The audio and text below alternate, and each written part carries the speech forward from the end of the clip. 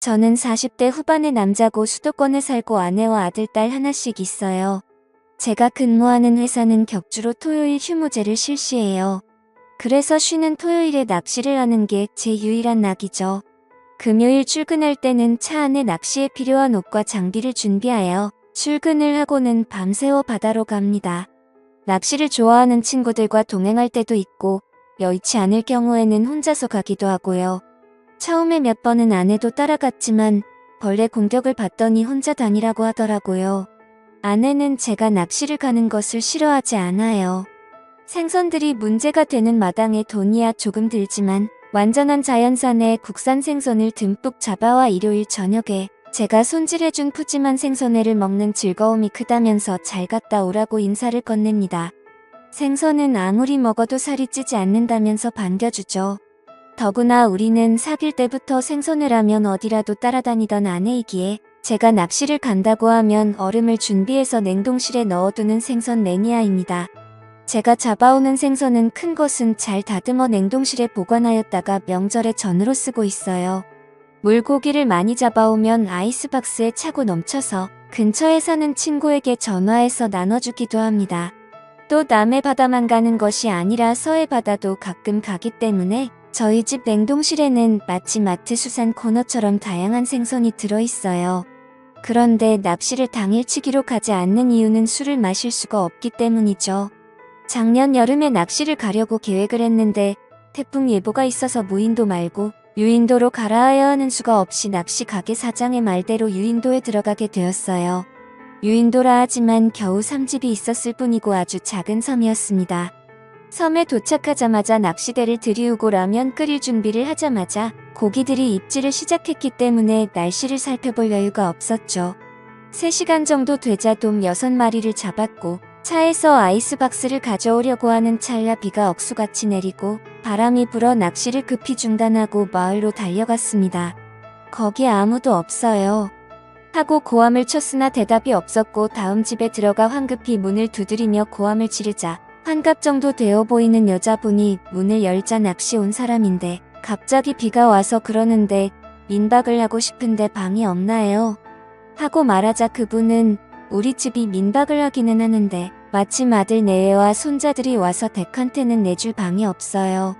하시기에 그럼 다른 집에 민박하는 집 없습니까? 하고 묻자 요 뒷집 최씨네는 방이 있겠지만 민박을 받는 집이 아닌데 라고 하기에 그분의 손을 잡고 어르신 비만 피하면 되니 저 좀 도와주세요. 하고 말하자 그분은 빠르게 비옷을 입고 가봅시다. 하며 앞장서기에 저는 조마조마한 마음으로 그분의 뒤를 따라갔습니다. 최씨 있어요. 하고 말하자 제가 부를 때와는 달리 바로 문이 열리며 네. 하고 대답하더니 같이 온 저를 보고는 고개를 숙이자 최씨도 알다시피 우리 집에는 아들이 와서 남는 방이 없고 저기 사랑채에서 오늘 하루만 방 내줘요. 하고 말하자 전 민박 안 하는데. 하고 말을 흐리기에 아주머니 비가 너무 많이 오니 실례지만 좀 부탁합니다. 하고 했더니 집에 먹을 것도 없는데. 하고 말을 흐리기에 아이스박스에 든 돔을 보여주며 이거 같이 먹어요. 하고 말하자 저를 데리고 온 분이 월척이네. 우리 섬은 물반 고기 반이라니까. 하고 말하길래 2마리 가져가셔서 아드님과 같이 드세요 하며 2마리를 손에 들려주자 최씨 이런 날씨에 이 양반 방 한 칸 내줘야 인정머리 있는 거야. 하고는 빗속으로 달려갔습니다. 그 여자는 외부인을 내 집에 들여본 적이 없는데 하며 발을 동동 구르더니 하는 수가 없네요.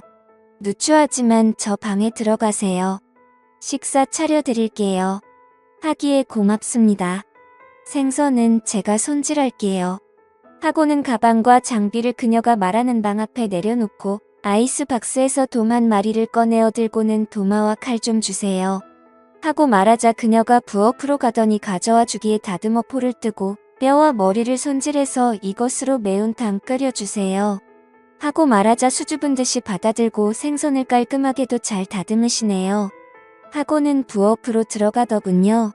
생선을 다 다듬고 비누로 비린내를 제거하고 세수를 하고 방에 들어가 담배를 한 개비 입에 물고 잠깐 쉬고 있는데 집주인 여자가 정갈스럽게 차려진 밥상을 들고 와서 같이 드시죠. 하자 그녀는 얼굴을 붉히며 전 제 방에서 먹을게요. 하기에 웃으며 밥 한 공기 떠서 수저 가지고 오면 되는데 뭐 하려고 번거롭게 상을 따로 차리려고 해요.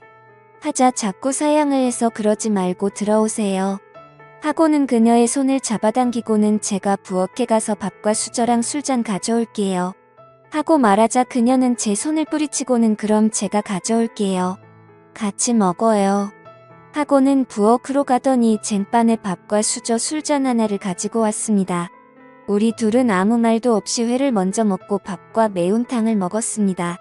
어색한 분위기가 지속되자 내 가방에서 술을 꺼내 그녀에게 따라주며 한 잔 받으세요. 하고 말하자 화들짝 놀라며 조금만 주세요. 하였으나 잔을 가득 채워주자 저에게도 그녀가 빈잔을 채워주었습니다.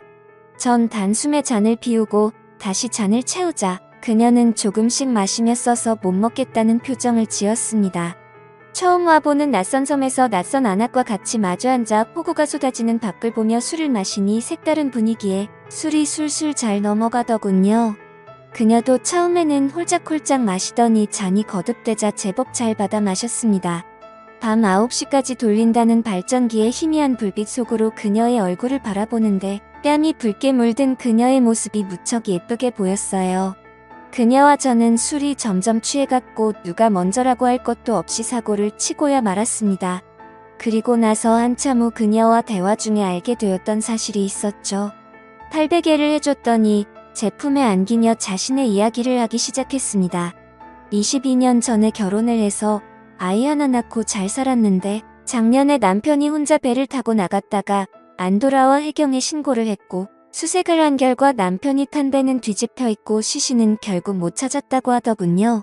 그녀는 갯벌에 나가 조개나 낙지를 잡아서 판 돈으로 육지에 유학을 간 아들의 대학 등록금을 보내주고 있다고 하였습니다. 그녀의 사정이 너무 안 됐기에 비상금으로 가지고 간 돈을 전부 털어 그녀의 손에 쥐어줬고 그녀는 이러지 않아도 된다라고 말하면서 한사코 거절하였지만 억지로 주었습니다. 그리고 다음날 그녀는 저를 위해 진수성찬을 차려주었습니다. 정말 지금 다시 생각해도 침이 넘어갈 만큼 손맛이 좋더군요. 저희는 그렇게 처음 만났지만 오래 알던 사이처럼 연인처럼 하루 종일 함께 시간을 보냈고 낚시 가게에서 저를 태우러 올 때까지 많은 대화를 나누었습니다. 이후 제가 섬을 떠나는 배를 타자 그녀에게 인사를 하는데 매우 아쉬운 표정으로 눈물이 글썽거리며 나를 바라보고 있더군요. 저는 그녀에게 말했습니다. 이제 자주 올 테니 그렇게 아쉬워하지 않아도 된다고요.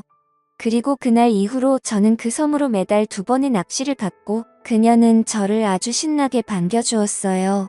그녀 말고 그 섬에서 살고 있던 2 집의 사람들도 이제는 제가 그녀의 집에서 머무는 것이 당연하다고 생각하고 있는 듯 했습니다. 저는 그 섬에 갈 때마다 소소한 선물을 사서 2 집에 드리고 옵니다. 그러면 그분들도 자기들이 잡아둔 고기를 저에게 챙겨주니 굳이 낚시를 하지 않아도 되고 시간이 남다 보니 온종일 그녀와 연인처럼 시간을 보낼 수가 있었죠.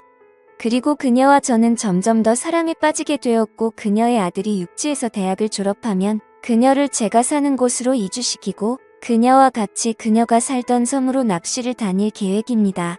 참 세상에는 어떤 인연이 어떻게 이어질지 모르는 게 참 신기한 것 같습니다. 지금까지 제 사연을 읽어주셔서 감사드려요.